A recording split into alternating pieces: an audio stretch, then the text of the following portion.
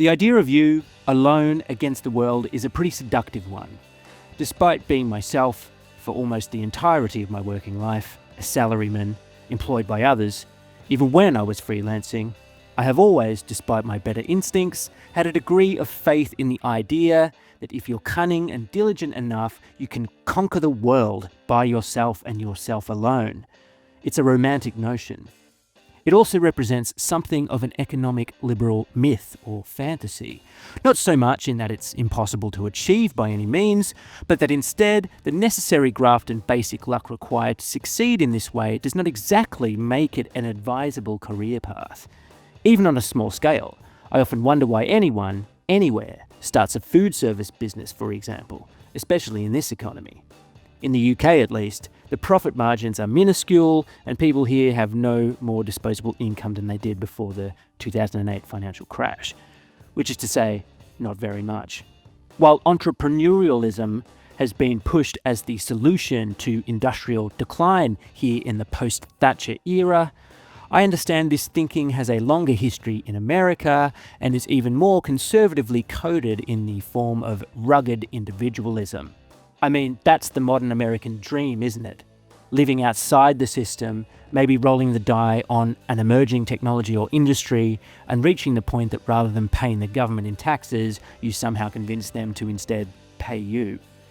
But for those of us who are not Elon Musk, the internet and social media, for all its flaws, has at least in theory democratized processes around things like the necessary evil of self-promotion, as well as in many cases, the actual tools we need to produce things.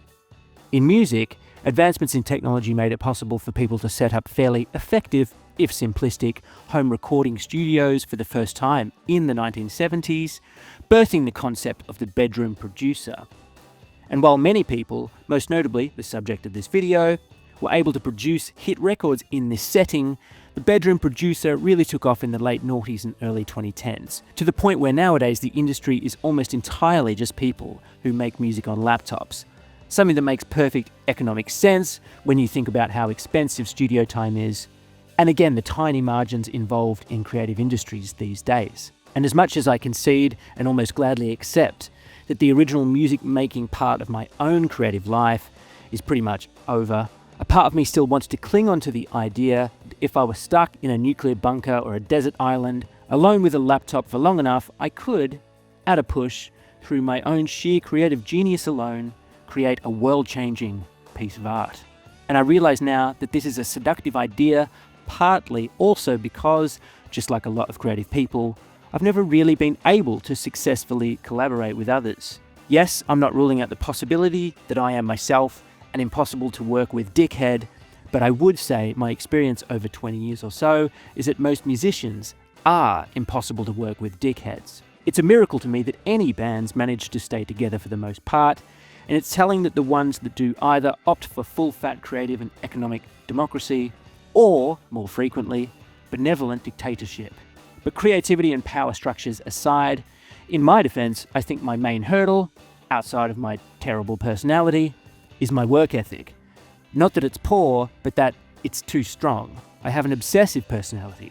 So in most creative projects I've been involved with, I've been the one who does most of the heavy lifting in terms of writing, recording, planning, booking, promoting, even paying for things. Because the mere idea that there are necessary things to be done that aren't getting done literally keeps me up at night, and always has. And in my life, this tendency has either alienated my creative partners or otherwise led to burnout on my part. Usually the former. In terms of music at least, I've always been a type A or Paul McCartney type personality, such as any of these things truly exist. And so that's yet another reason that so many people opt for the do-everything-yourself approach.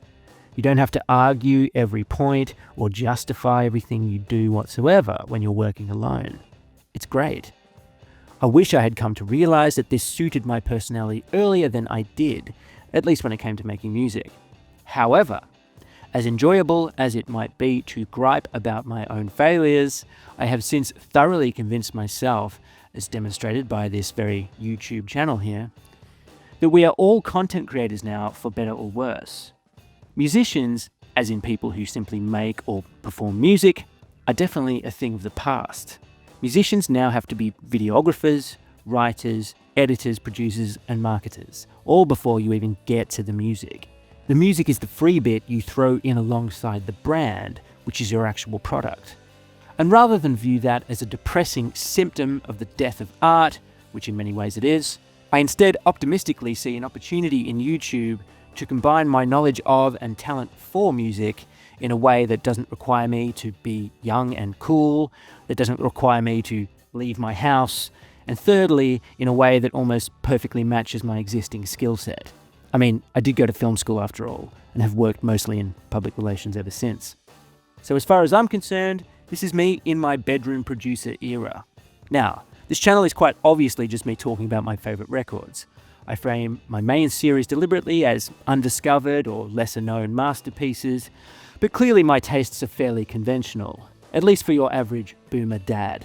And I'm constantly straddling between semi-obscure albums for which I know there will at least be something of an audience for here on YouTube, and throwing in the occasional widely regarded certified classic to keep the shit munchers on side. I mean, this strategy isn't exactly paying dividends, literally or figuratively, so far.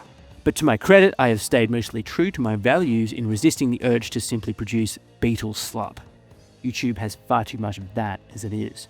To be honest, I haven't really put an upper limit on how many favourite records I actually have, and therefore I have no idea how many I will do a deep dive on here before I change what I do or simply give up entirely due to lack of incentive. Don't forget to sign up to my Patreon via the link below, folks. But like most people, I've been asked to name some of my favourite albums off the top of my head in the past, and while my response has never been the same every time, there are a few recurring records that I feel I have looked at from enough angles to confidently declare them among my all-time faves. Of ones I've recently covered on this channel, Gene Clark's No Other is one, Scott 4 by Scott Walker is another. But those two, as just two examples, are not only albums that I enjoy very, very much, they are also, in my opinion, perfect records. I go into detail as to why I think that in each episode, as you might imagine, but broadly I would argue that their perfection simply boils down to no, I wouldn't change a single note or word or production choice on those records. Fairly simple, really. But that said, as often as I might appreciate perfection when I see/hear it, I'm not a listener in search of perfection by any means. And perfection is absolutely not what this channel is about. If you've ever heard me go off endlessly on a seemingly unrelated tangent, crapping on as I so often do, especially at the start of my reviews, you would know that my channel is infinitely more solipsistic and navel-gazing than that.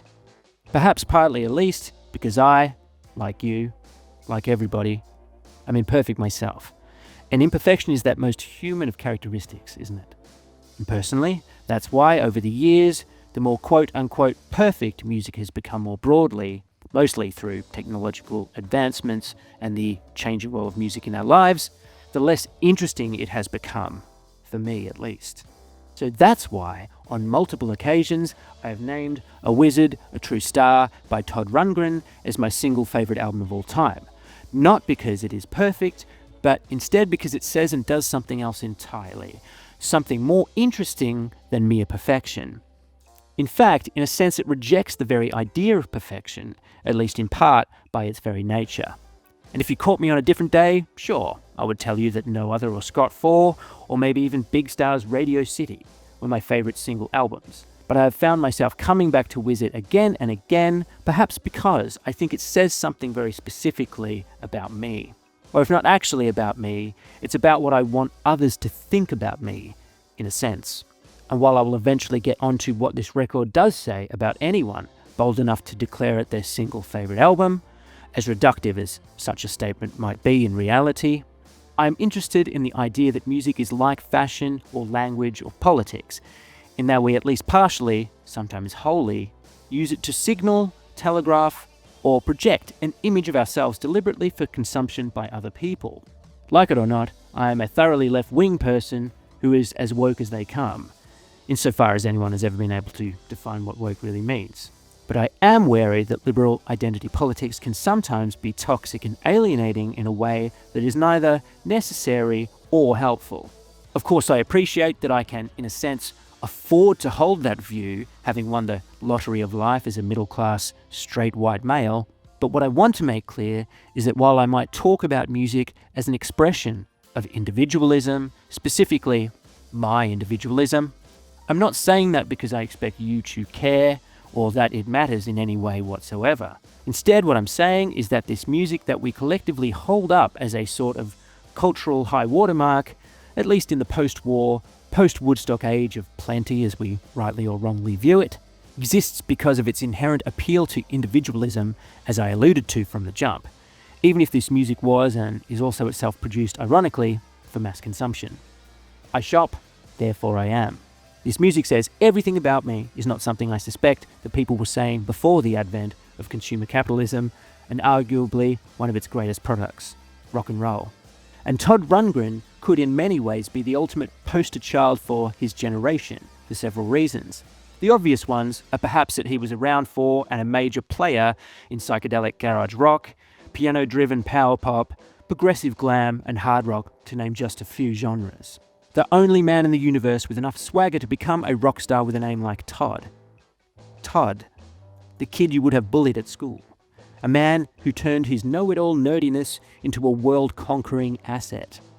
Who at his physical peak was almost unnaturally skinny, pale and gangly, but in a way that made him quite beautiful in an alien, androgynous way that you more typically see in British rock stars. Someone who, by his own admission, in another life would have been a computer programmer. He not only pioneered the whole bedroom producer thing, but he invented loads of production techniques used industry-wide to this day, and has always worked and pushed at the very limits of technology, from digital recording to video to interactive media. He has written and produced hit records both for himself and for other artists, becoming a multimillionaire almost as if by afterthought. And he has done all of this, somehow, without the burden of having to become particularly famous, nor without having to do anything artistically that he didn't want to do for his entire career. Think about how rare that is. Rather than limit himself to any particular genre, he has seemingly embraced every kind of music there is as a world-class guitarist, singer and songwriter. Extremely successful without ever having sold out, a workaholic genius whose never-ending hunger for new and exciting horizons has rewarded him, and us as listeners, at every turn. And if all that doesn't amount to personifying the American liberal dream, I don't know what does. An admirably rare product of pure hard work and unbridled creativity is Todd.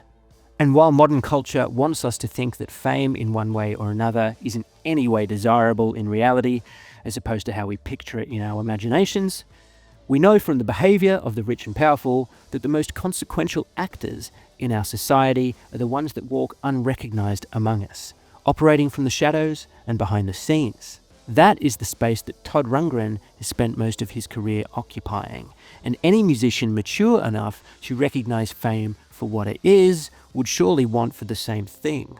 If Jonathan Richman is, as I argue in my episode about the modern lovers, the everyman or Forrest Gump of rock and roll, then Todd Rundgren is surely its eminence grise. Not to say that he wasn't, like Jonathan, also present or part of some of the biggest moments in the culture over the years, sometimes almost as if by accident, but that instead, Todd's journey seems far more deliberate to me, more intentional. If I had a skerrick of an inch of Todd's talent and creativity, I would play it exactly the same way. But sadly, I do not. And even if I did, I doubt I would make much headway in this modern world. Todd himself is a keen observer of the music industry, deeply cynical about the commodification of music over the years and its changing role in our lives. And he would know, being one of the few people around having played the game and won, from the heyday of the industry right through to today. And it's this nerdy, ahead-of-the-game wisdom that draws me to Todd, in terms of admiring his career.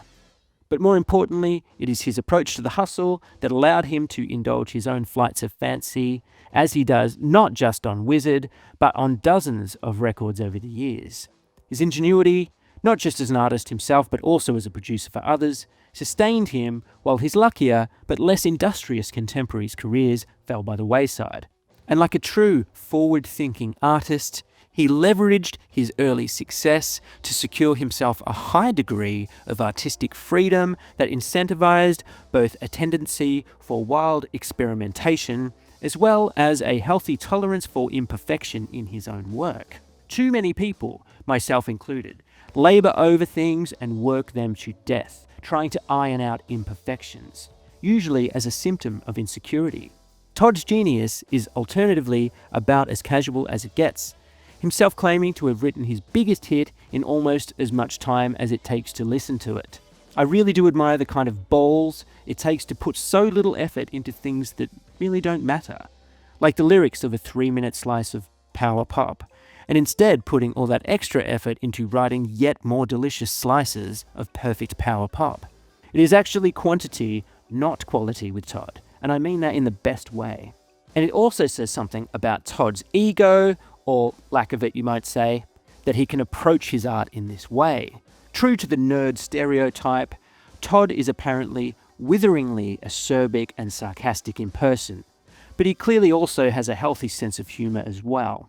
And while I might normally believe that comedy and music go together about as well as chocolate and dog shit, with a small handful of noble exceptions, Todd's humour shines through his work in a way that is completely natural and otherwise entirely in keeping with his limitless, irreverent, and playful aesthetic. I remember a great deal of him doing I Saw the Light at his freaky glam peak in the mid-70s. And as the song goes into the guitar solo, he abruptly abandons any pretense of playing the piano and just goes, "Good evening, ladies and gentlemen, remember me? My name is Todd Rundgren, bringing you the greatest hits of the 60s and 70s. I hope you remember this one." I mean, Frank Zappa would do stuff like that, but in a way that made it clear that he thinks he's better than you. Todd, on the other hand, is just having fun with the format.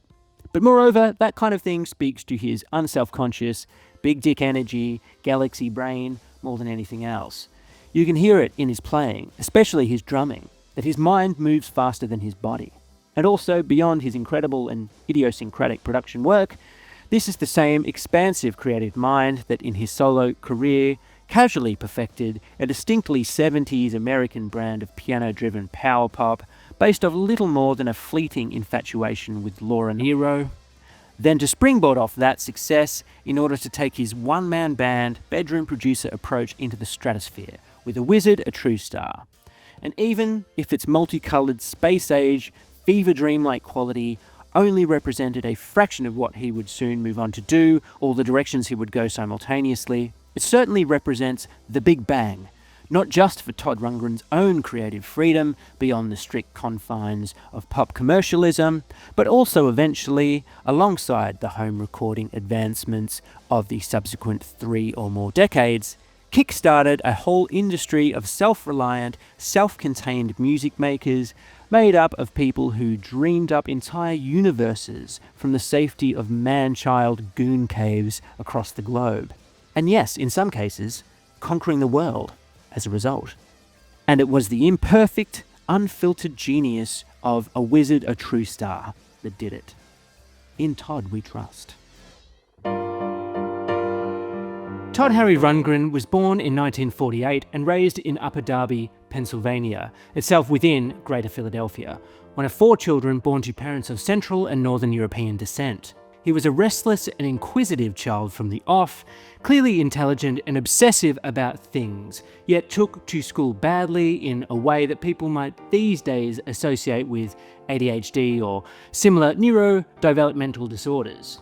This and his subsequent reputation for being witheringly sarcastic were no doubt informed and maybe even exacerbated by his difficult relationship with his parents, especially his father, who supposedly showed him very little affection as a child, and forbade any music in the house outside of classical and musical theatre, both eventually a crucial influence on Todd's later work in terms of style and form, but also helps to explain why he admits to thinking of lyrics mostly as an afterthought.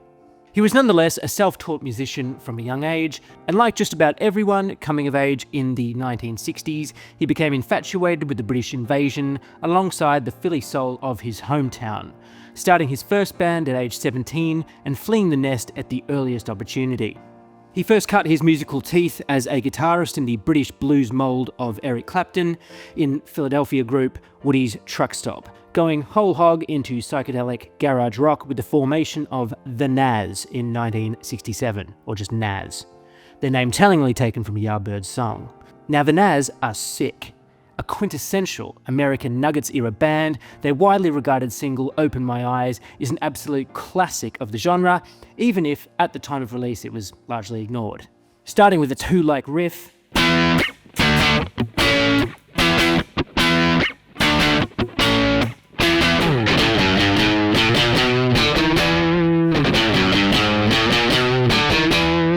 an incredible track that Todd still performs today. A couple of things also worth noting about the Nazz is that while Todd was the primary creative force within the group, he was not the band's main lead singer.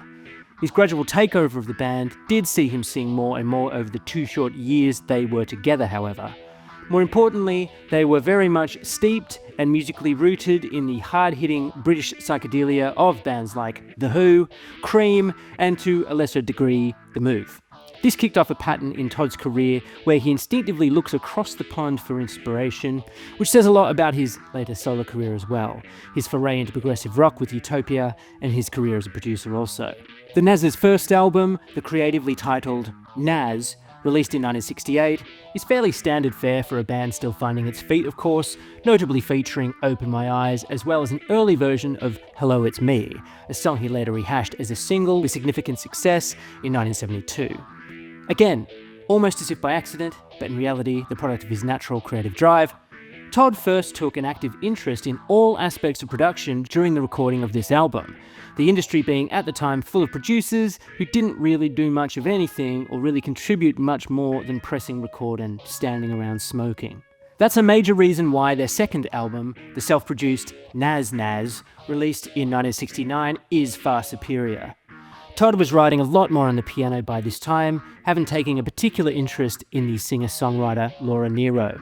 As a result, there is more stylistic range on the album with Todd doing more lead vocals.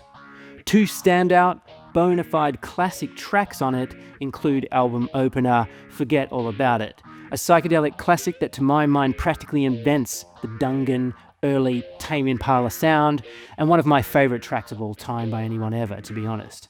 Plus, Under the Ice, which is another molten riff rock garage fave and a fantastic showcase for drummer Tom Mooney. Unfortunately for the Nazz, Todd had, in their mind, transformed into something of a megalomaniac as the band's sole songwriter and producer, and they eventually agreed to call it quits later that same year, with a posthumous album of Nazz outtakes released under the name Nazz 3 in 1971. The Nazz were sadly no more, but Todd's production career had only just begun. At 21, he was already an industry professional, moving to New York and ingratiating himself in the Greenwich Village scene.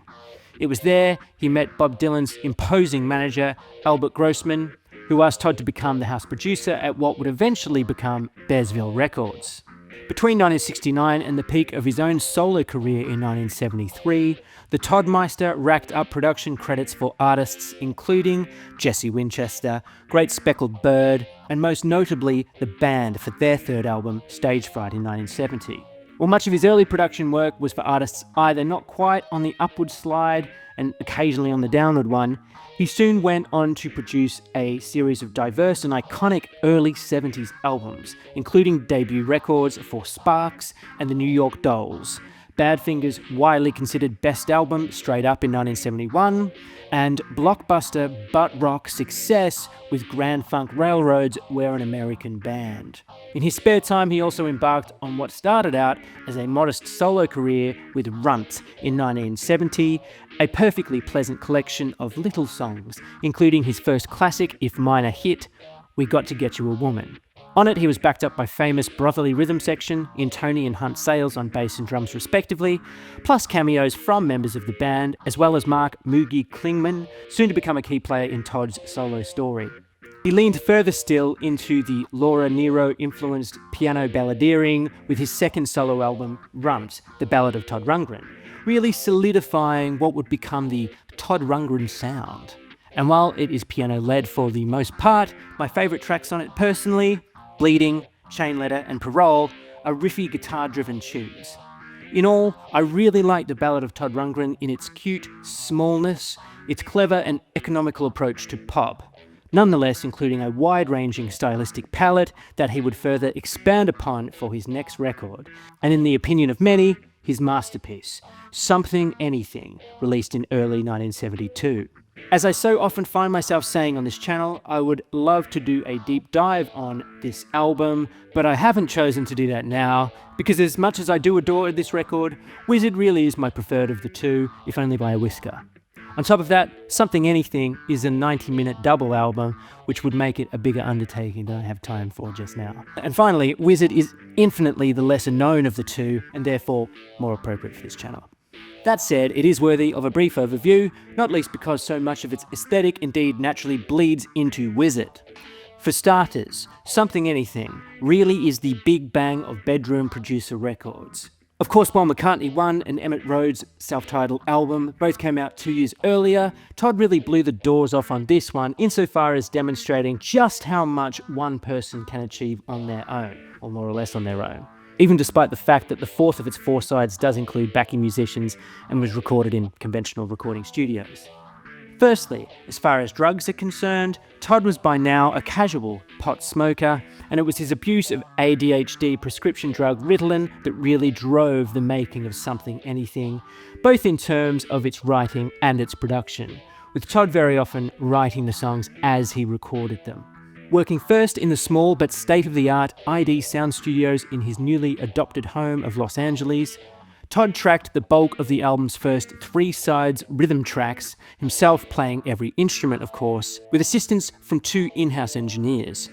Todd would typically layer each instrument one at a time, starting with the drums, often with only a vague idea of how the songs would ultimately end up, and leaving approximate spaces for instrumental breaks and passages to be figured out later. And despite already working around the clock with minimal interruption for sleeping or eating, Todd took this even further still by relocating the operation to his home in the Hollywood Hills, setting up his 8-track recorder in his living room overlooking Los Angeles to record endless overdubs and experimenting with his new favourite toy, the VCS-3 synthesizer, which is all over this record. His setup is pictured here on the album's gatefold sleeve. Very cool. And it was here that an actual earthquake rudely interrupted Todd's workflow, causing him to decamp to New York to conclude the album session at the record plant and Bearsville studios, usually with whatever musicians were milling around the facilities at the time. And while the final track listing for Something Anything roughly reflects the order and manner of its recording, it is interesting that unconventionally recorded tracks are perhaps the album's poppier ones, as Something Anything does tend to get weirder as it goes on. It's difficult to economically explain how much is packed into this record, not just in terms of style, mood, and instrumentation, but also because it has a lot of irreverent humour as well as postmodern meta-commentary on the album-making process itself and Todd's own career, of course. While my own personal favourite tracks on it, Wolfman Jack, Black Mariah, Little Red Lights, are for the most part the ones that stick out from the rest, the bulk of Something Anything is indeed in the Laura Nyro piano-based singer-songwriter vein, either love-lorn ballads like It Wouldn't Have Made Any Difference, Cold Morning Light, Sweeter Memories, Marlene or Torch Song, or the more major key, mid-70s, mid-tempo, everything's gonna be okay fare, such as It Takes Two to Tango, Saving Grace, and One More Day. Apparently all inspired by one girl who broke Todd's heart as a teenager. It's easy to overlook how fundamentally weird these songs often are, with dramatic shifts in tempo or time signature, their quirky Toy Town instrumentation, and often how charmingly scrappy Todd's playing is on a wide range of instruments.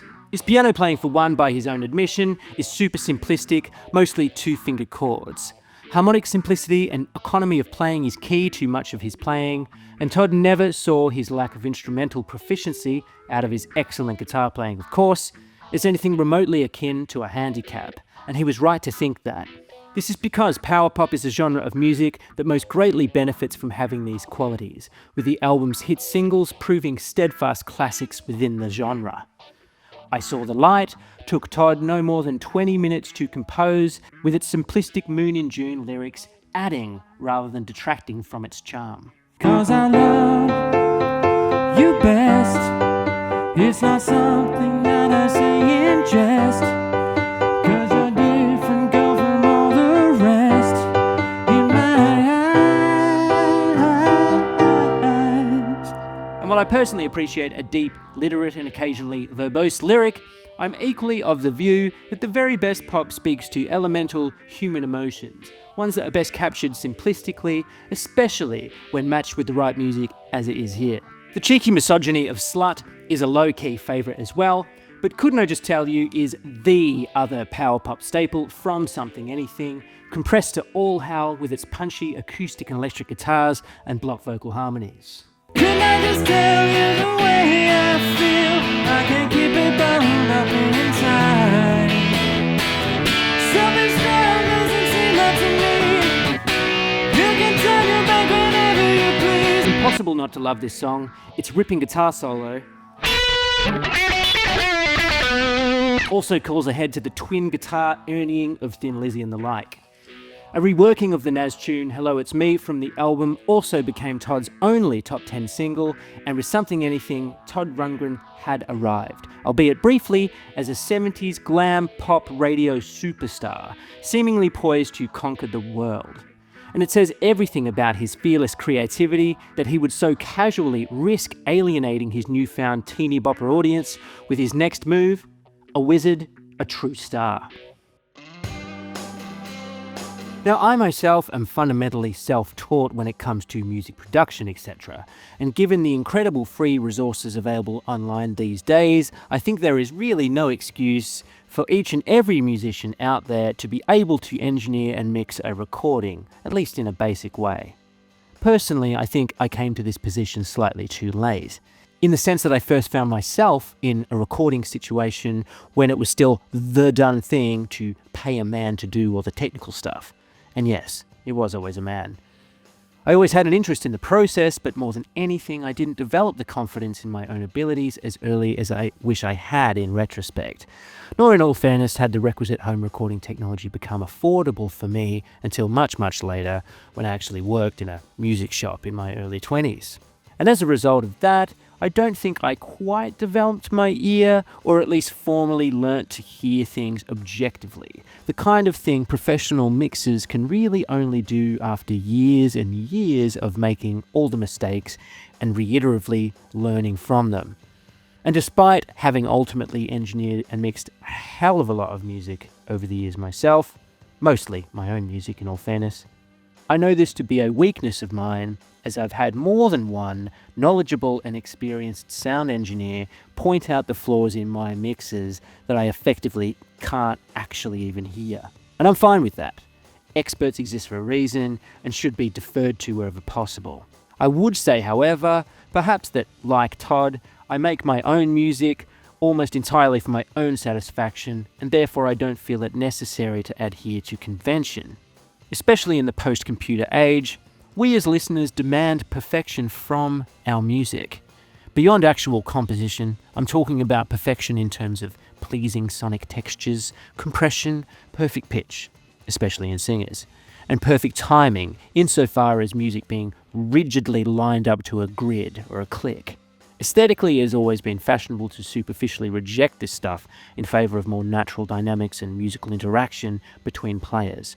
But the thing is, in the modern era of computer-based perfection, audiences, whether we like it or not, are used to hearing music that is perfect in this way, and anything not produced in this fashion sticks out for all the wrong reasons in the current marketplace. I don't like that any more than you do, but it's true.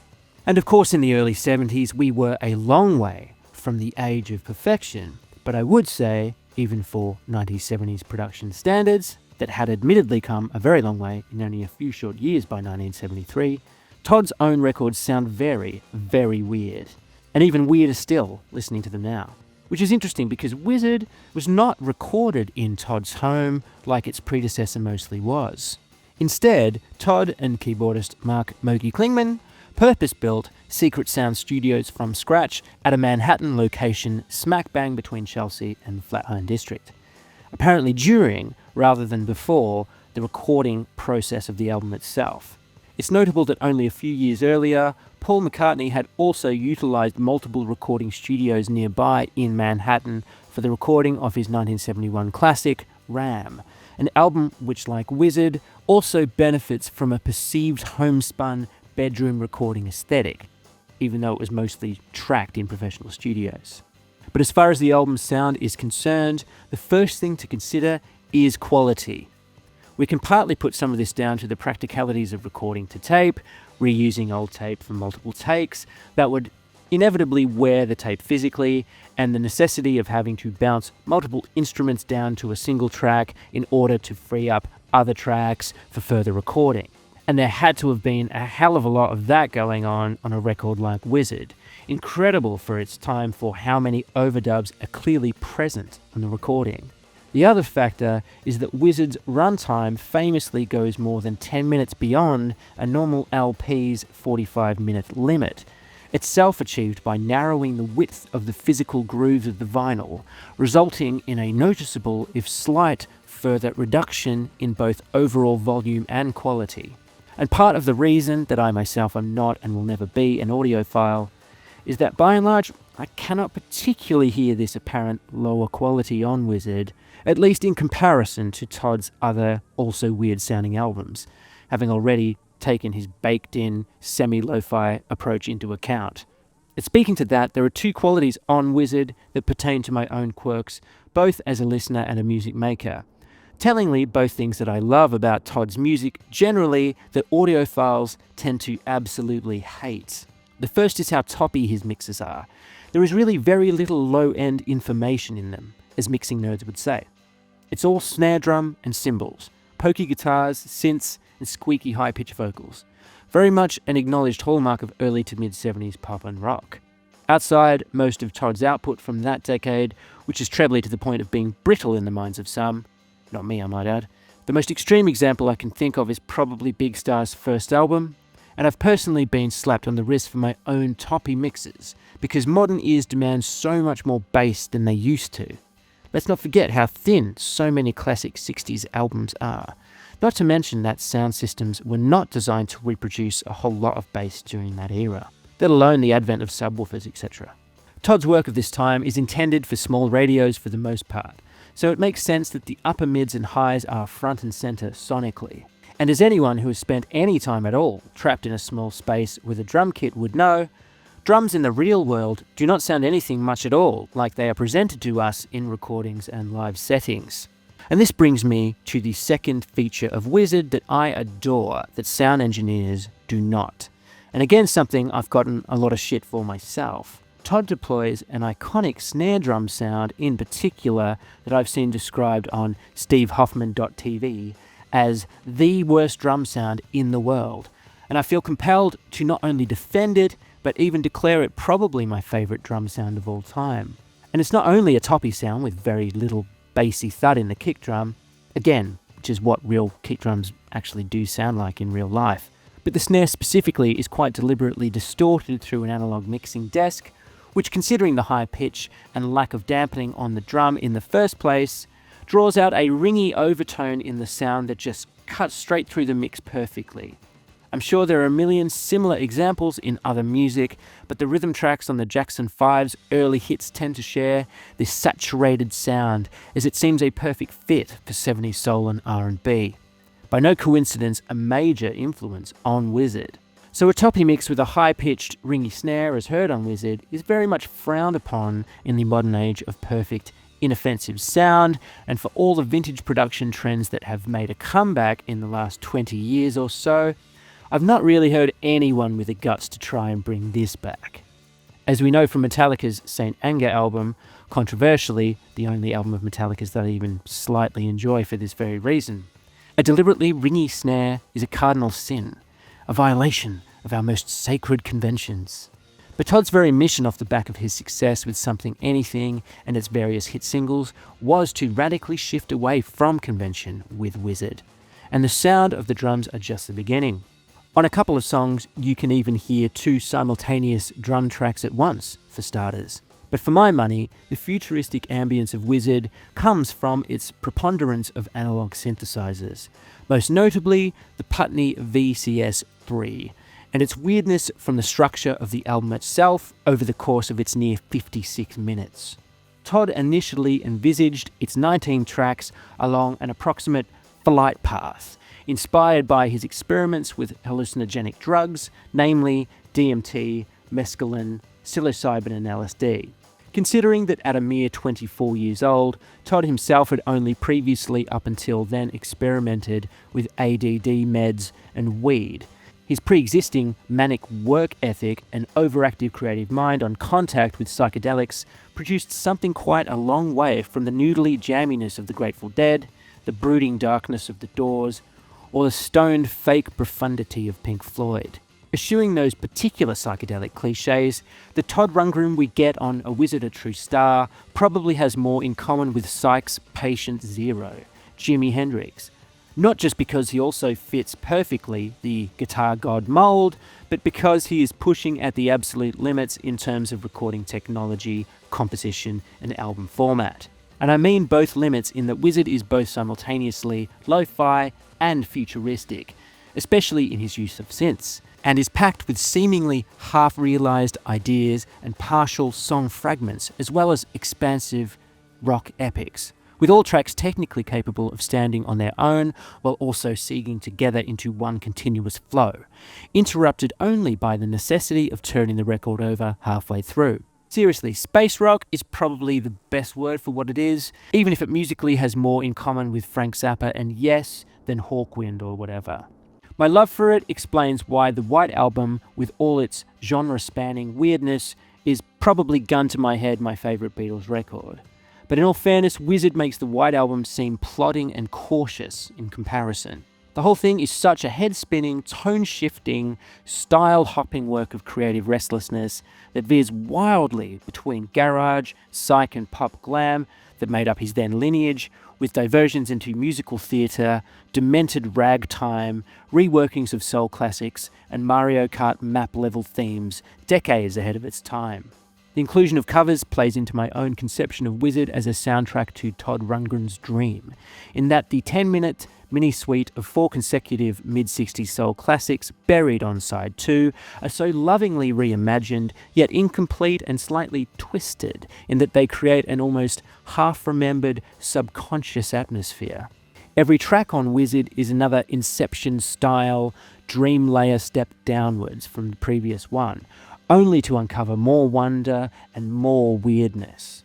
Just as he did on Something Anything, I've always loved when artists include cover songs, or snatches of cover songs, on albums clearly because they just love that music. It speaks to an inner confidence in my mind, the sign of an ego healthy enough to express how little ego they really possess.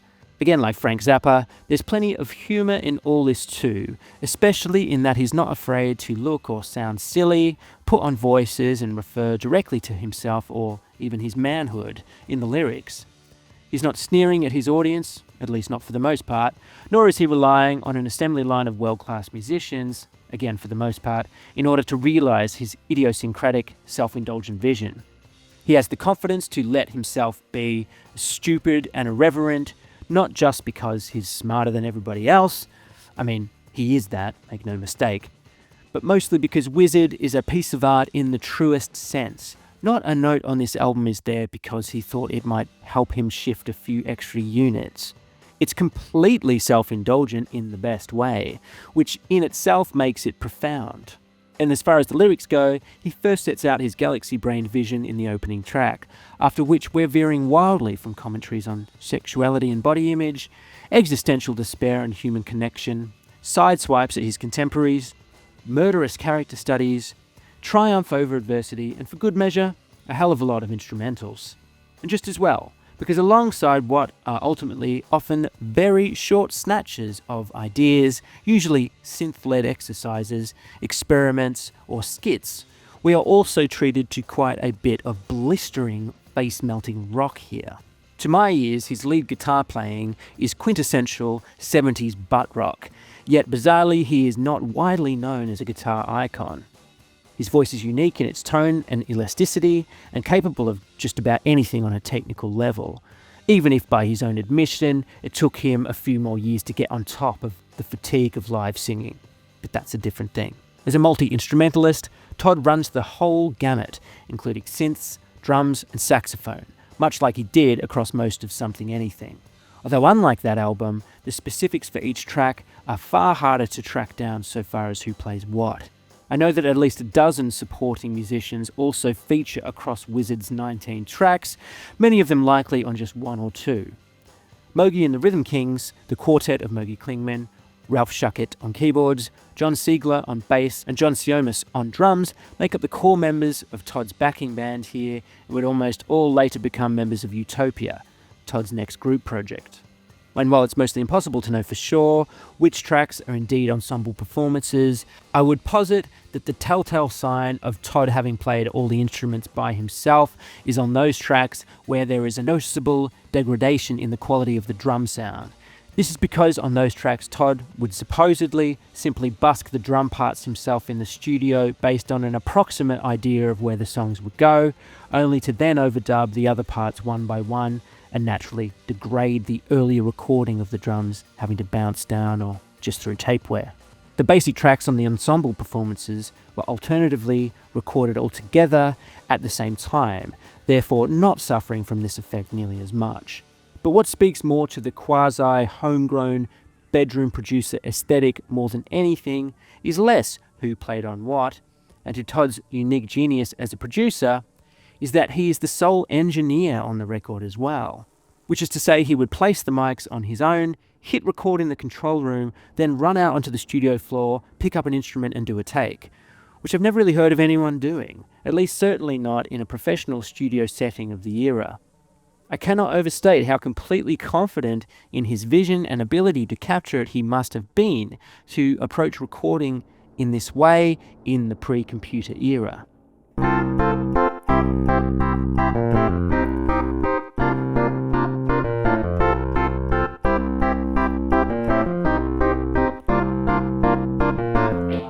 I always feel bad when the first track on a record is its standout track. And while I very slightly prefer this track's reprise or reprise at the end of the album's first side, if nothing else, International Feel is an incredible album opener, especially in that, for all its lack of conventionality, it very successfully sets out the fearless and adventurous tone of the album as a whole, musically and lyrically.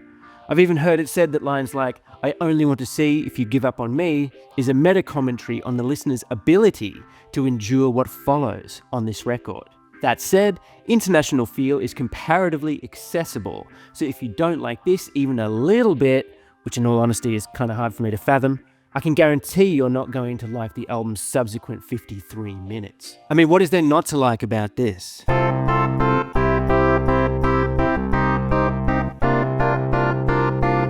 For such an important track on the album, it's almost weakened by its lo-fi production, especially when it comes to the drum part, which, not for the first time on this record, is actually two drummers or drum parts, likely both Todd himself on the left and on the right of the stereo picture.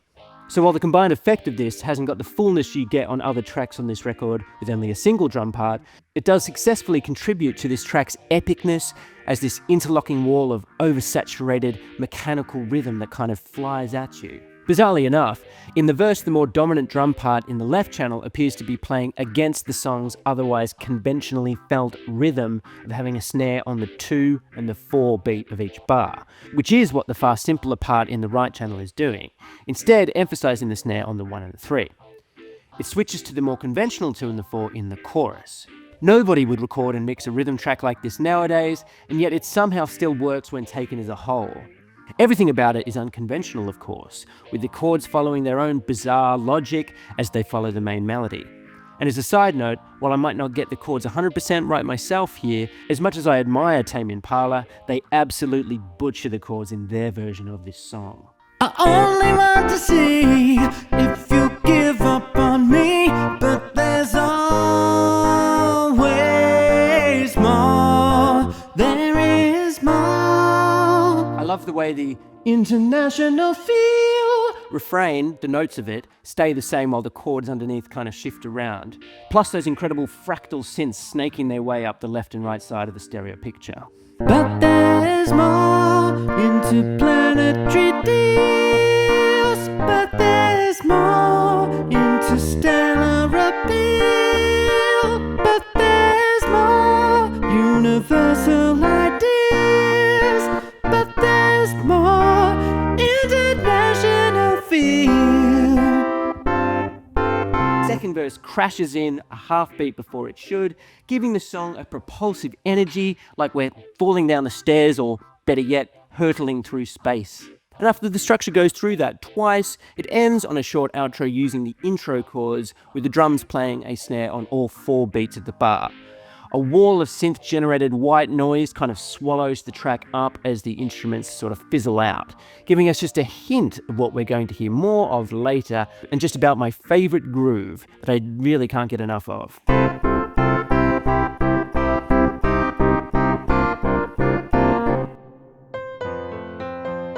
Despite thoroughly setting the mood with the overture of International Feel, Todd quite literally leans further still into the musical aesthetic by more or less fully quoting Never Never Land from the 1954 musical adaptation of J.M. Barrie's 1904 play Peter Pan. A tongue-in-cheek shift in tone and itself a further introduction to the exploratory theme of the wider album. Written by Jules Stein, Adolph Green and Betty Condon for the scene where Peter Pan first meets the character of Wendy in the play, Todd's version opens with the repetitive record skip of the song's first 2 words. I know, I know, I know, fading in the wake of International Feel. The phaser-drenched, piano-led interpretation begins conventionally enough, replete with stardust sound effects, then with what begins in this song's bridge or B section, as a couple of noodly, spacey synths in stereo, then becomes an unsettling, sickly wall of artificial strings for a return to the song's main theme and outro, which leads directly into Tick, tick, tick are the only words we hear ushering the band in after a short 8-bar piano introduction, and are indeed the only lyrics in this otherwise instrumental bridging piece. And with its cheeriness, the pokey, zippy sound effects synths darting around the place, there's no better way to describe it than as Mario Kart music, to my mind.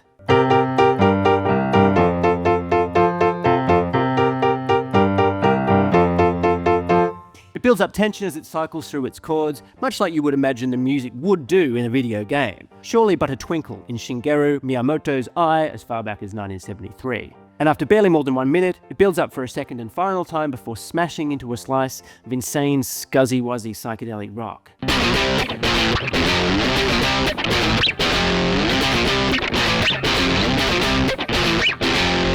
And as weird as things have gotten so far on the album tonally, it gets even weirder here as we jump into the jarring twists and turns of You Need Your Head, in its rushed time signature that alternates between 7/4 and 4/4 bars. Interestingly though, the first 4 tracks on the album have stayed in the key of C, or at worst, keys adjacent to the key of C, maintaining a degree of harmonic continuity, so far at least. Because Todd sure isn't bothered by any need for a consistent through rhythm across these interlinking tracks, I'll say that.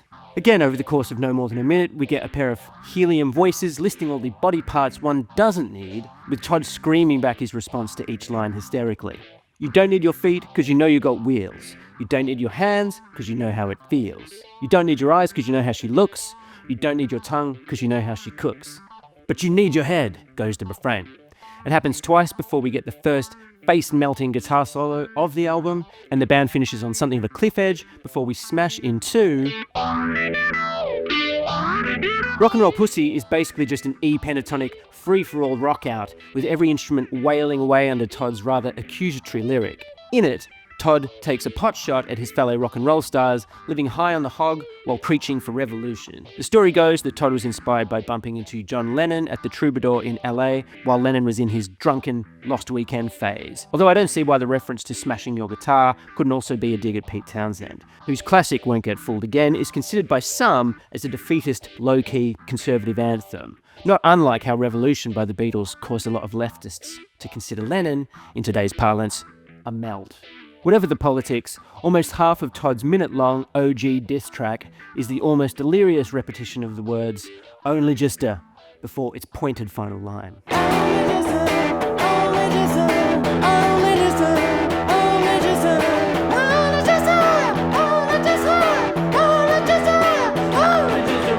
pussy.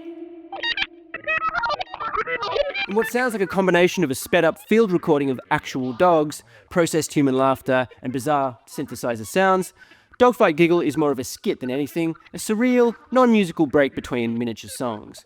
As the title suggests, the combined sounds could be interpreted as representing some kind of mid-air battle.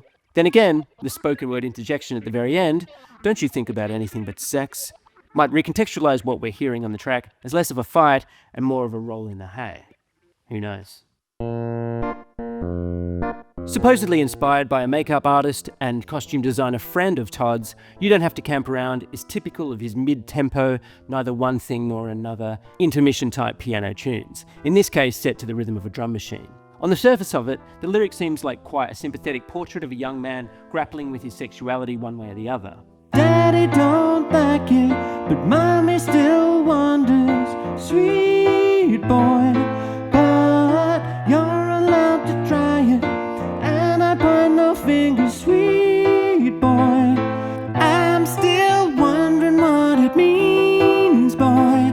You hold your wrist so limply, you don't have to camp around.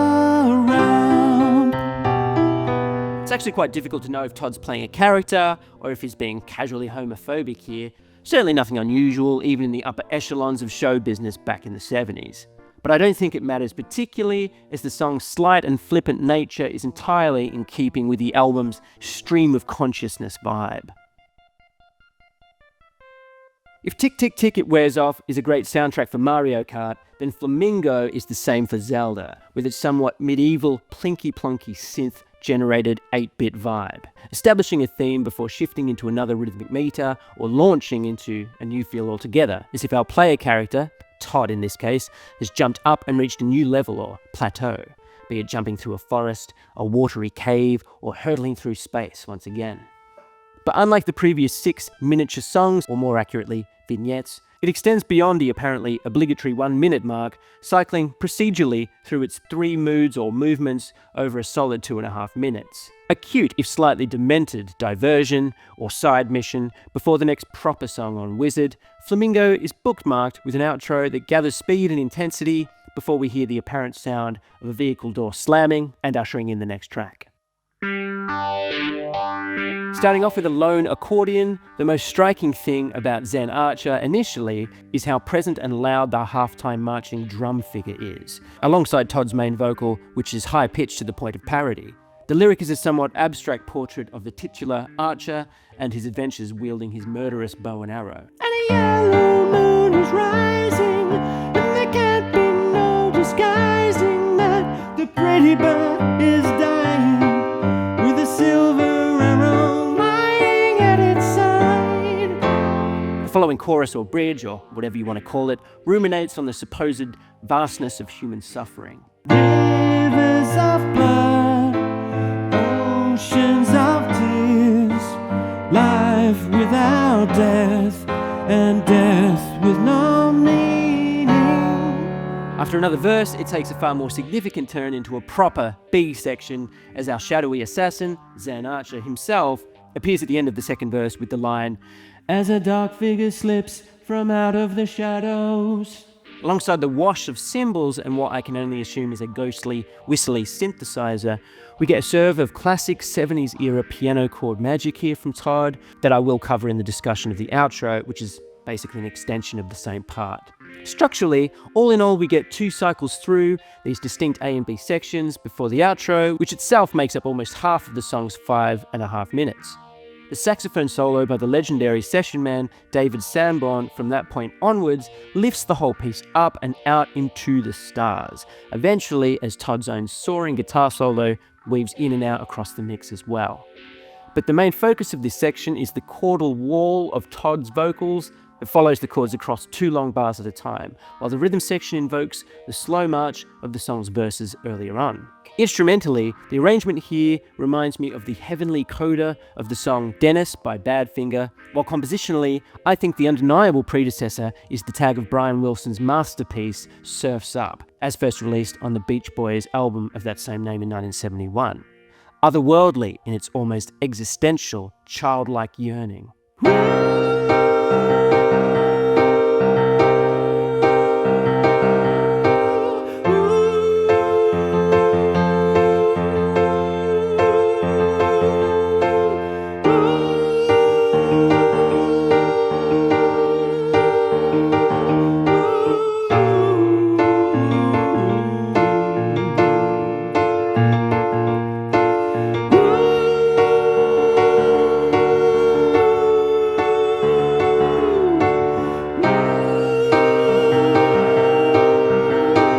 Intoxicating is really the best word for it in my view. Like a lot of my favourite 70s music, it's dreamlike, heavy, beautiful, and slightly terrifying all at once. A numb, blissed out, narcotic high, and psychedelic and trippy in a way Pink Floyd, at their progressive rock peak, could only wish they could be. As the sounds of arrows dart back and forth across the sound picture, Todd's guitar solo ends in a squeal of delay and feedback, bringing the curious and bizarre beauty of Zen Archer to a close almost as suddenly as it started. Just Another Onionhead gives us another side of Todd, perhaps the one the artists he worked with reportedly saw more often than not whenever he was sitting in the producer's chair on their albums. That is to say, the somewhat smarmy, everyone but me is an idiot mentality you sometimes get with extremely intelligent, extremely nerdy people. Ordinarily, I'd get my nose put out of joint by the sneering teenage edgelord superiority of lines like, "You want the obvious, you get the obvious." But firstly, coming from Todd, it kind of works, because he really is smarter than everyone else. And also, he's not above anyone himself in reality, working as he does mostly in the medium of pop, and quite knowingly writing disposable lyrics with little depth. None of this is intended to be taken seriously, unless you prefer it that way, of course. Todd is an equal opportunity music maker. None of it is low or high. It just is. The slight tune revolves mostly around his RMI electric piano, or more accurately, multiple RMI electric pianos, and the primitive, if rather detailed drum machine in the left channel, all contributing to a cutesy fairground vibe, alongside the ubiquitous layered falsetto vocals. Severing the atmosphere at just under a minute and a half, the band breaks into Da Da Dali, an Al Johnson-style minstrel song nonsense pastiche. For not the first time on Wizard, the drums are overly loud above the minimalist acoustic piano, faint bass guitar, and deliberately old-timey affected vocal. But it all sounds like it's been fed through a synth, not unlike the Eventide harmonizer effect David Bowie famously used on the drums on the album Low several years later. It could also just be playing out the tune. However it was done, the end result is sickly and nightmarish, emphasising the surreal lyric and its quite literal references to the work of Salvador Dali and his art movement. That, taken with the Groucho Marx reference in the main song that we are returned to for the outro, and its gradually slowed down ending, make for a bizarre mashup of 20th century humour and absurdist ideas together in musical form, and a true non sequitur between two of the more substantial tracks on side one of Wizard. Now with all the bitty 1-minute stream of consciousness experiments out of the way on side one, we're back into song territory now with When the Shit Hits the Fan / Sunset Boulevard. Not exactly two different songs mashed together like the previous track, but a fairly complete single piece in and of itself, albeit one which again invokes a Technicolor game-like Mario Kart / Mario Galaxy aesthetic. In what is clearly an ensemble performance rather than Todd just playing everything himself, the piano-led track starts off with a series of strident marching rhythm accents before a descending riff that takes us down into the song's first verse.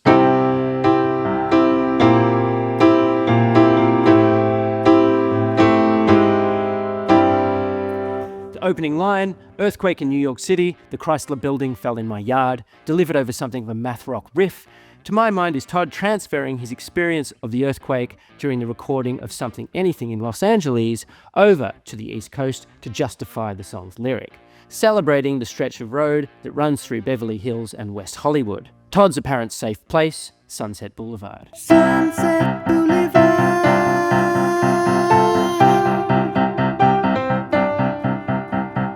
Bright chipmunk chorus of the vocals and the glassy synths give it all a simultaneously futuristic yet retro feel that invokes early rubber hose animation and golden era Hollywood musical razzle dazzle.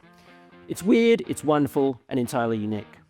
Like most tracks on Wizard, it runs through a verse-chorus format twice through before shifting gears, slowing down slightly as the instrumentation is stripped back. Until now, the song's key has shifted between the piano-friendly keys of C, G, and F, but here, as the song seemingly stops entirely, it starts again with a key change into E flat, with a synth solo.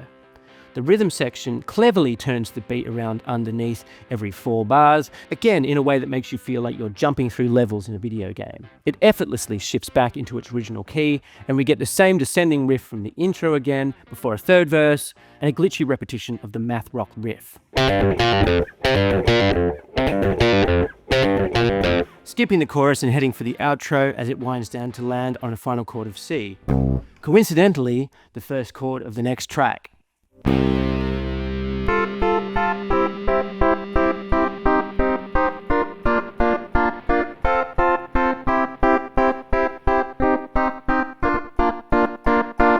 The seamlessness you get here suggests to me that Sunset Boulevard and Feel Internacionale were recorded as a single ensemble piece, perhaps in a more compositionally deliberate fashion than the previous segues on the record so far. And for me, it's an absolute highlight of the record, not because the repeat of International Feel is better, or indeed substantially different from the album opener as a song, other than being much shorter, but it's because the band here is absolutely cooking for its electrifying 2 minutes of face-melting, molten hot rock.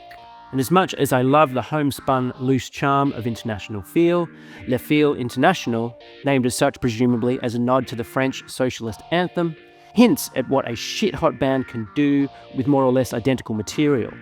After the opening crashing chord, we get the side one bookending electric piano riff, first heard more than 20 minutes earlier, a 2-bar drum fill followed by the full band joining in for the first verse, including this time a blasting horn section filling out the sound.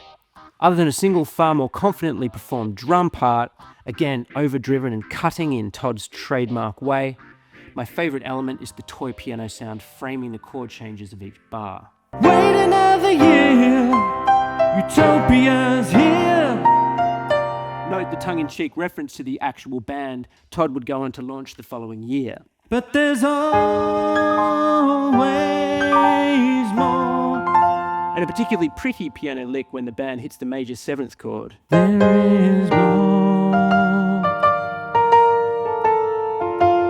And then when it goes into the outro and Todd's sizzling guitar solo, you can really tell just how much fun the band is having here, particularly the bass player.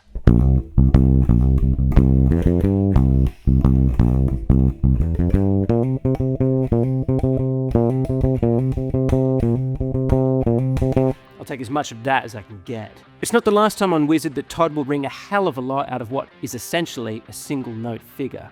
Before we get too carried away with rocking out, the song and the end of side 1 of this masterpiece of a record comes to a somewhat terrifying close, as the entire mix sounds as if it's been sucked into a black hole and all this glorious noise abruptly disappears.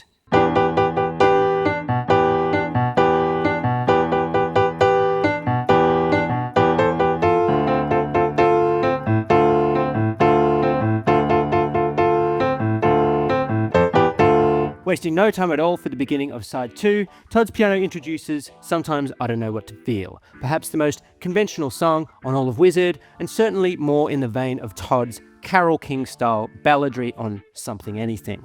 In the appropriately simplistic lyric, Todd explains all the woes keeping him up at night, his own manic thoughts, the indifferent cruelty of other people, existential dread, you name it. Aside from the, as ever, high and crisp mix of the drum part, it's the pushing, repetitive rhythm that is a mainstay of the song that underscores the musical vibe of this side of the album and Todd's soulful vocal delivery throughout.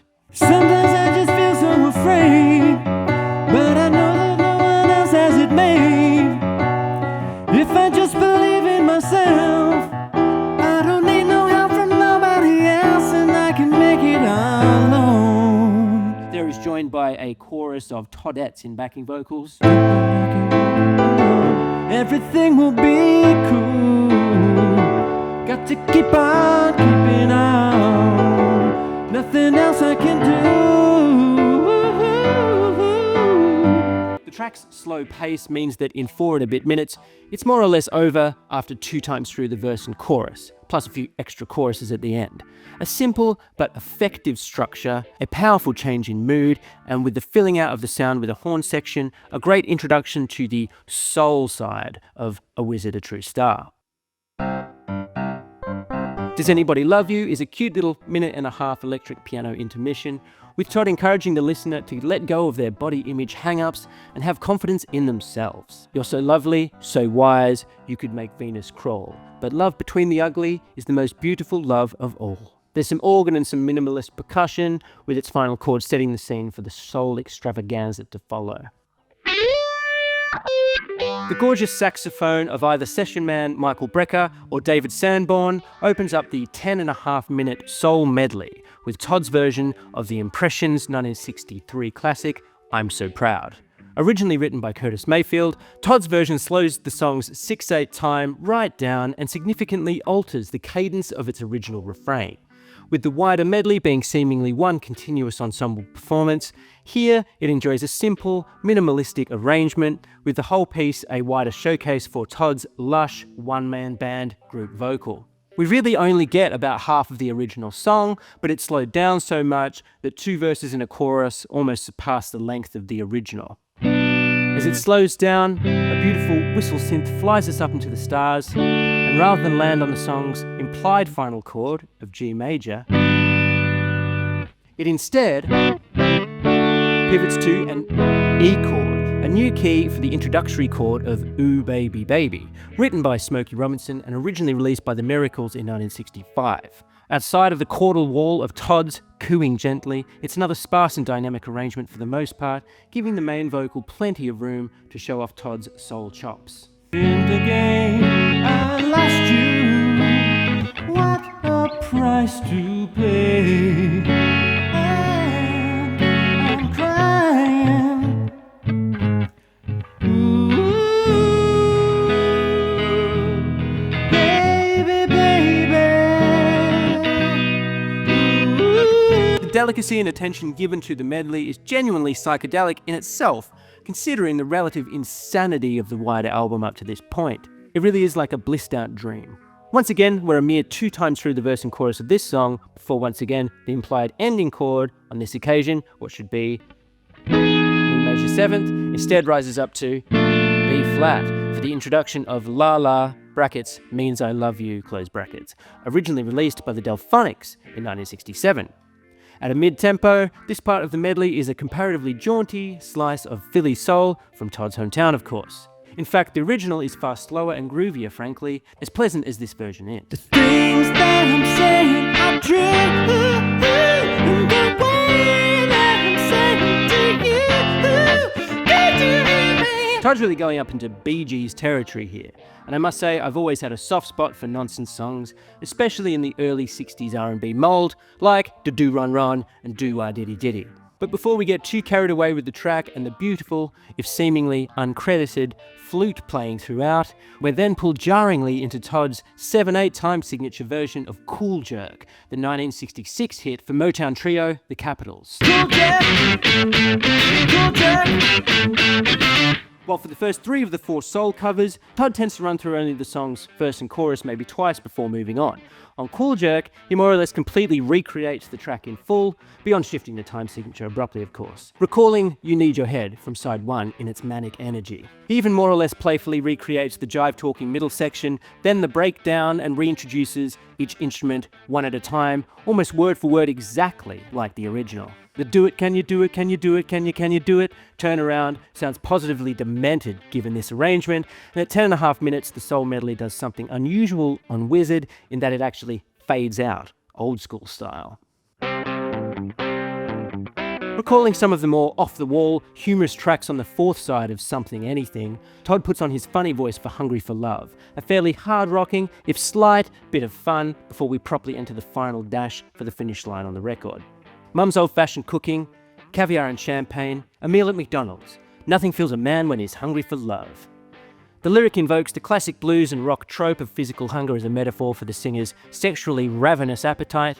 I'm thinking Getting Hungry by the Beach Boys or I Want a Little Sugar in My Bowl by Nina Simone. This kind of thing's really as old as time. I do love the sound of Todd's voice when he's deliberately overdoing it. No wonder he so frequently blew out his voice on stage at the time. Such was his tendency to get carried away with the fun of it all. Give me, give me, give me, give me, give me some loving. Give me, give me, give me, give me, give me some loving. A short if quite affecting ballad, Todd cuts through all the silliness with quite a plaintive love song on I Don't Want to Tie You Down, an extremely stripped down piano and solo vocal arrangement, albeit with some low volume growling synths, giving the track just a hint of spacey atmosphere that characterises the album as a whole. Perhaps a style of song that Todd would soon move on from for good, its brisk 2 minutes gives us a last glimpse of Todd's softer side before we conclude Wizard with 2 back-to-back epics. It occurs to me now just how little guitar a Wizard: A True Star really has across its 19 tracks, coming as it does at the tail end of Todd's pop piano balladeer phase. But its songs are almost all uniformly composed on piano. Not so here on Is It My Name, a strident forward marching display of rock pyrotechnics, its triumphant main theme played on guitar and aped by the piano as well as the distorted honking horn section. To my mind, recalling the single note groove earlier enjoyed on Feel Internacionale, as well as George Harrison's underappreciated psychedelic gem, It's All Too Much from the Beatles' Yellow Submarine.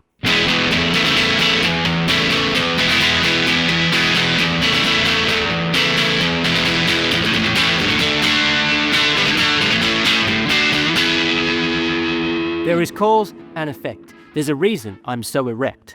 There's last night, there's today. There's a reason you feel this way. A humorous lyric under the proto-metal chug of the guitar plays out as a meta-commentary on Todd's own status as a rock god, asking, do I command such mastery and power because I am great or because people just think that I am? Just because I am famous? Not only that, but the prog rock turnaround beat of the chorus under all the guitar riffage is truly weird when you think about it.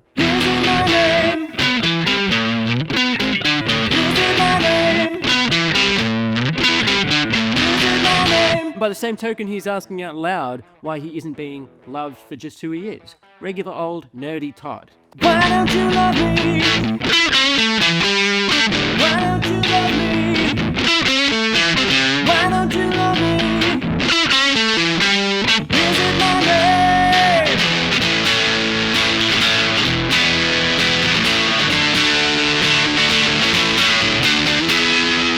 name? Or is it his machine? His guitar? His penis? The machine that he plays in such a man-cock way? Either way, the whole thing is deliciously camp and glammy in its way, and it ends in a fashion not out of kilter with many of the tracks on the album, in that Todd works himself into a frenzy in the repetition of the outro.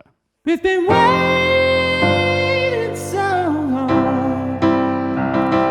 We've been waiting so long. We've been waiting for the sun to rise and shine. Shine still. Give us the will. And this is the part of the show where Todd to this day gets everyone on their feet for the feel-good, we can make it if we try sing-along anthem. And you know what? I'd take this over Hey Jude any day of the week. I am so sorry, Paul. Just One Victory is a Todd Rundgren classic, is what it is. A fantastic and inclusive way to end an otherwise insane journey of a record, and no doubt thousands upon thousands of shows over the years as well. I get quite emotional hearing this song, in all honesty. The one track on Wizard, recorded separately earlier than the others at Advantage Sound Studios, also in New York. Just One Victory is, however, the second track bookending Wizard that has 2 simultaneous drum parts panned hard left and right. And while they do sound great in and of themselves, if I recall correctly, they were recorded at an incorrect or inconsistent tape machine setting that required quite a bit of correcting after the fact, and they certainly sound different on here compared to the rest of the album. There's a host of lovely percussion in the verses, and the song has a broad and easy gospel-influenced charm. But it's not all happy-clappy, however. The bridge adds a mild sense of jeopardy to proceedings. You may think that I'm a fool, but I know the answers. Words become a tool. Anyone can use them. Take the golden rule as a best example.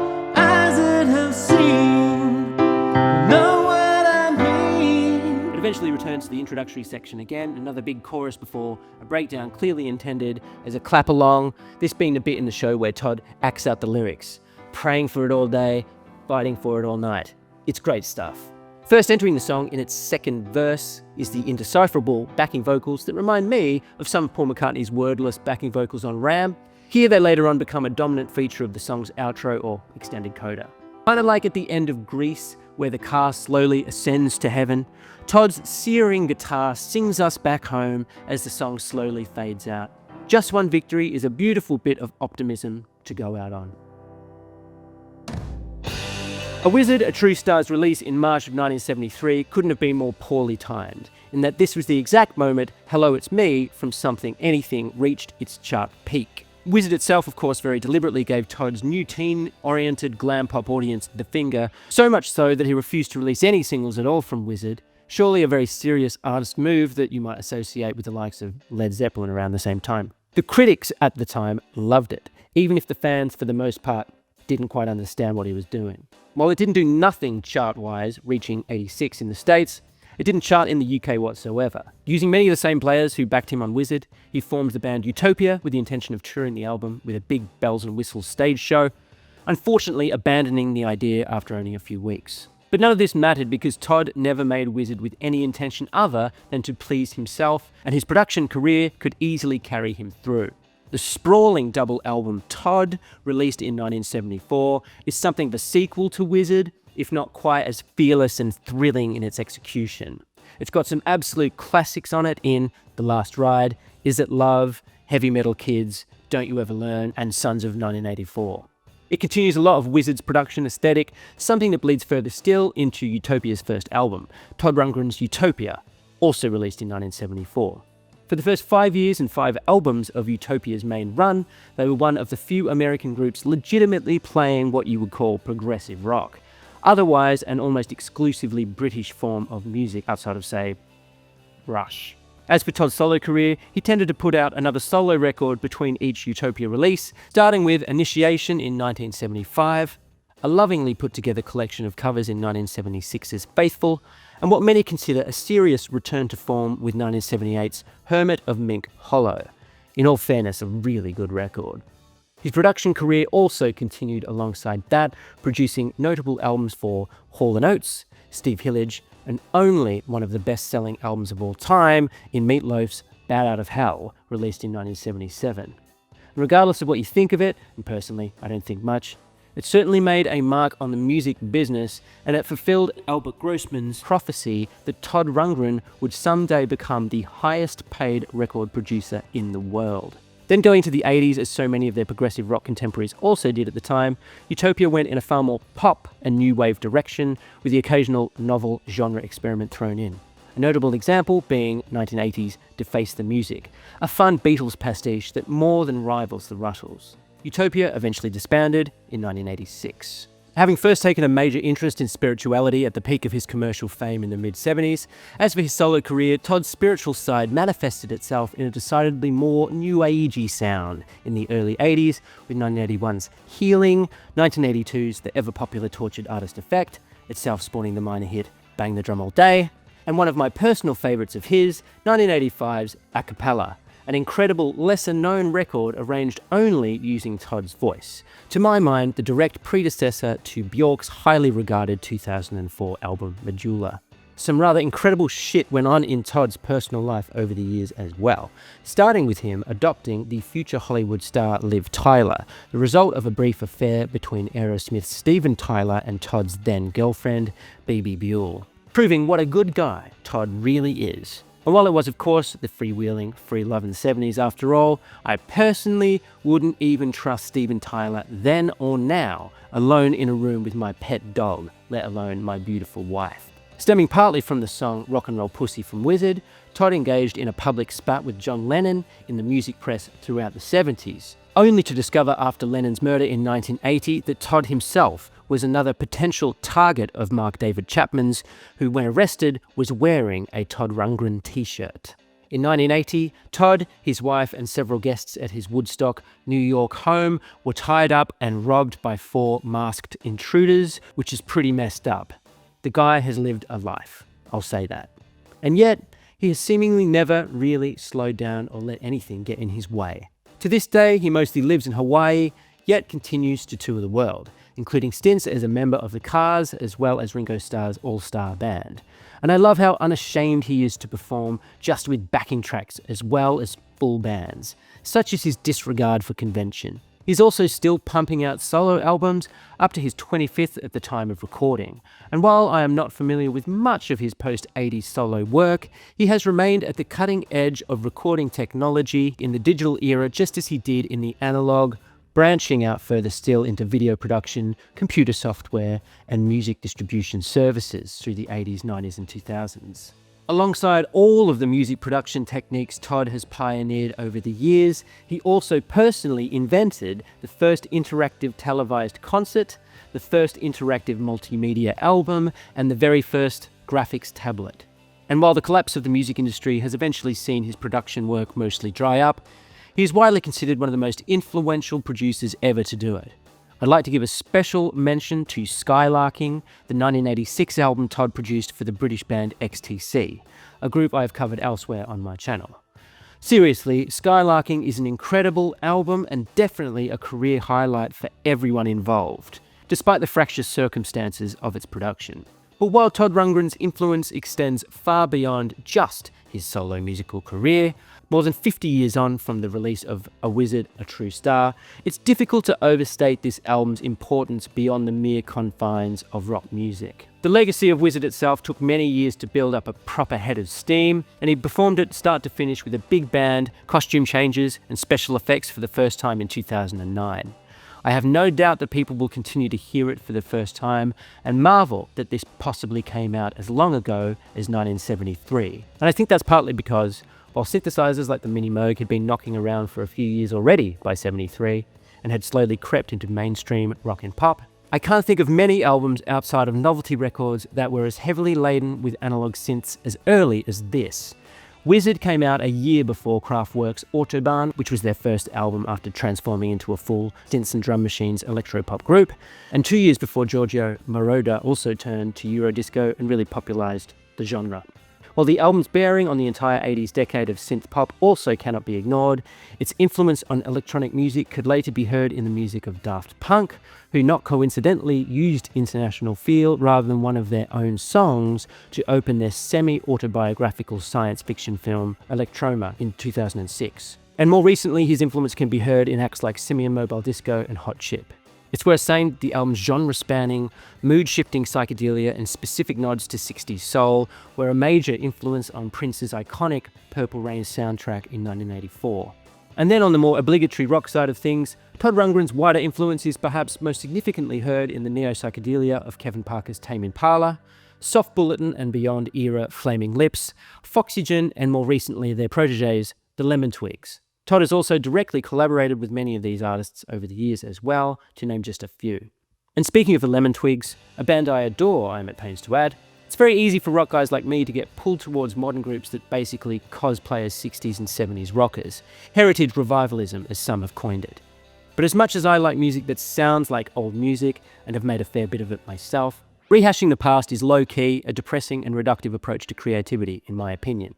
If we're talking just guitar-based music, I can't think of anything significantly new happening since grunge, and strongly doubt there will really be anything new in guitar music at all. Rock is absolutely, positively dead. There's nothing wrong with admitting that. And I might add that rock is not dead because all the good ideas have been done or anything reductive or unimaginative like that, but just because the economic of music making and consumption have completely changed. The film industry is the same, in that I sincerely believe the greatest film ever is yet to be made, but these days the industry, out of necessity, just has to churn out garbage that they know will sell tickets. And mark my words, someone, somewhere, right now is working on the greatest album ever made, but the chances of either you or I getting to hear it are sadly quite slim. And while personally, I, for the most part, stopped seriously producing music myself a long time ago, hearing Wizard again reignites that flame and is a reminder that the future is unwritten. Because I always wanted to make my own Wizard, my own forward-thinking, brain-dump, space-age masterpiece. And that music is still in me and needs to get out even if not a single soul on earth ends up hearing it. And to be fair, over the past 10 years, I actually have, bit by bit, written almost all of the material for it, so it's really just a matter of working up the motivation to see my own masterpiece through. And hearing Wizard again is a great creative motivator for me, even if I have to be in a very specific mood and somewhat brace myself for its oral assault. Much like I have to kind of steel myself in order to watch my favourite film, Come and See. The best things are not always pleasant and easy. I think the fundamental reason I would name Wizard as my single most favourite album ever is because of what it symbolises beyond the mere pleasure of hearing the music. I could easily name albums with more great songs on. It's more that it symbolises the idea of limitless boundaries, throwing out the rulebook and doing it all on your own just because you want to. And I've made a lot of critiques of 20th century liberalism and the obsession with the self that it precipitated in today's culture, but I can't deny the seductive power of self-reliance. I'm older and somewhat wise enough now to recognise that we live in an interlocking, wider society that only works because of a collective observation or honouring of the social contract, at least for the most part.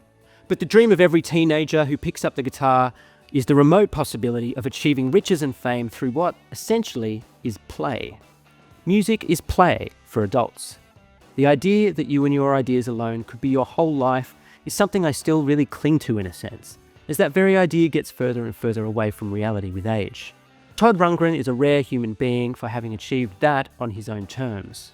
A wizard, a true star, suggests that it's entirely possible that if I was stuck on a desert island with nothing but a laptop and a synthesizer, maybe, just maybe, through sheer ingenuity and cunning alone, I could manifest a musical life raft, a rock and roll escape pod to lift me to safety. Further still, using no more than our minds, our bodies, and a handful of toys and tools, we all have it within us to fashion that spaceship for one and launch it out into space and among the stars through the power of our own imaginations alone.